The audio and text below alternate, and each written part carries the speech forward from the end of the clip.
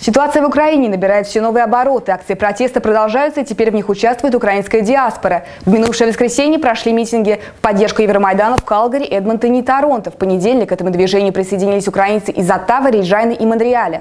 Для демонстрантов из Монреаля этот митинг не первый. Они вышли с плакатами в сквер Святого Филиппа еще и 27 ноября. Но на этот раз официальной целью протеста является осуждение украинской полиции в применении жесткой силы по отношению к митингующим. Активное участие в акциях протеста принимают члены организации «Фемен», впервые появившиеся в 2009 году. Во Франции их публичное мочеиспускание на плакат Януковича вызвало бурные реакции. В Квебеке молодые девушки, пропагандирующие радикальный феминизм, появились полуголыми перед зданием посольства Украины. Напомним, что они стали у всех на слуху после их появления топлес в Генеральной Ассамблее. В эту пятницу на площади Бонавантюр в самом сердце Монреаля состоится открытие ежегодной выставки артизанальных изделий, которая продлится до 22 декабря. Более 380 категорий будет представлено в этом году. Из них более 70 новых. Все изделия предназначены на продажу, некоторые даже можно будет продегустировать. Это отличная возможность узнать получше квебекское искусство и кулинарные изыски, познакомиться с мастерами или просто порадовать друзей и близких оригинальными подарками в грядущие праздники. В Квебеке дискуссии на тему реформы о выплате пособия по безработице не стихают. По словам министра Джейсона Кенни, в Канаде 380 человек уже ощутили на себе влияние реформы, из них 160 квебекуа. Напомним, что в начале 90-х 95% человек, потерявших работу, получали пособие по безработице. На сегодняшний день этот показатель снизился на более 30%. Новая реформа, назначенная администрацией Стивена Харпера, вошедшая в силу с начала 2013 года, предусматривает ужесточение условий для получения выплат лицами, признанными по закону безработными. Особенно пострадали от нее сезонные работники. С нами в студии Джейсон Моррисон. Он осуществляет строительные, отделочные и разноплановые работы в городе де Монтань, неподалеку от Монреаля. Он расскажет о своем видении этой реформы. Hi, Jason. So you are not a seasonal worker per se. Why does the reform concern you? Well, it concerns me because I am actually considered a temporary worker, and my status is that I have a contract that will begin in May and will finish the 1st of November.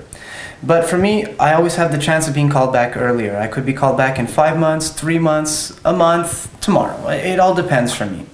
So having the unemployment benefit insurance, it's great for me because it's a safety. I know that at least I have some income to tide me over until I will begin working again for the city.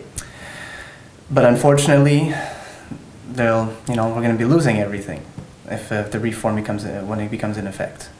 What will you lose, for example? Aren't you looking for another work while you laid off? Absolutely. I begin looking for work even before I get laid off, just in case, but I always have a difficult time finding work. The problem is that most employers, they don't want to invest their time on somebody that they know they're not going to have all year round. They won't spend 2 weeks training me and then all of a sudden a week later I say, I'm sorry, I got to go back to work. So I have to lower my standards. So this means I will start looking for jobs that pay minimum wage like McDonald's, or I'll find jobs that are long distance. But it's difficult because it doesn't pay the bills. I have to worry about bills, my family, and car payments, and the driving adds more car payments, and it's very difficult. I've tried applying for restaurant jobs. Most restaurants want at least 3 years of experience, so it makes it it's impossible to find restaurant work. So it's unfortunate that my skills are going to waste. I'm always told at work I'm a great worker and that people want me around all year round, but unfortunately we can't because of the status. I won't get into that. So that's the unfortunate truth. So what do you think of the initiative of Quebec government to independently manage the money that comes into the province from employment insurance? What do you think of the initiative to adapt the reform to Quebec's particular situation? Well, I share some of their ideas. The one in particular is they're offering a large amount of classes for people on unemployment to attend.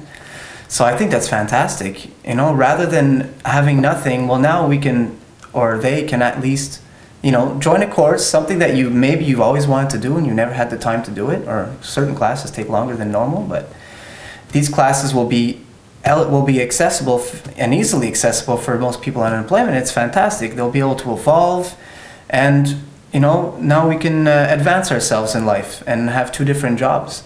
At this moment, I'm actually taking a Class 3 driver's course. This way I can work for a longer period of time, and even if I do get laid off, it's going to be a lot easier for me to find work. But unfortunately, I have to pay for it out of my own pocket. So I hope in the future this will change for the people so that it can make life easier for everybody.